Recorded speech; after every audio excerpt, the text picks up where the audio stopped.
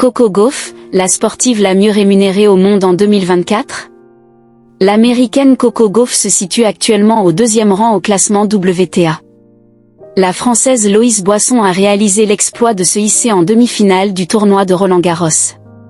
Elle affrontait, ce jeudi 5 juin, l'américaine Coco Gauff. À 21 ans, cette dernière a déjà récolté plus de 23 millions de dollars de gains en tournoi au cours de sa jeune carrière.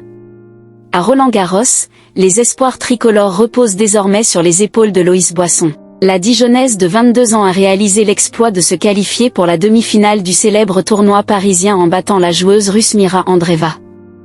La belle histoire s'est arrêtée pour la Française ce jeudi 5 juin face à l'américaine Coco Gauff, actuellement au 2e rang au classement WTA. Du haut de ses 21 ans, la joueuse de tennis a été l'athlète féminine la mieux rémunérée en 2024, avec 30,4 millions de dollars, selon le site d'information spécialisé Sportico.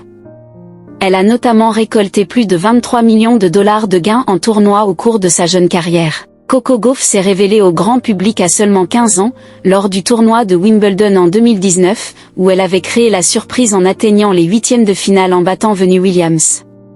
En 2023, elle a remporté son premier titre du Grand Chelem en simple lors de l'US Open, avant de s'imposer en double à Roland-Garros en 2024. Sa propre société de management. Mais en dehors des cours de tennis, Coco Gauff se révèle également être une femme d'affaires avisée.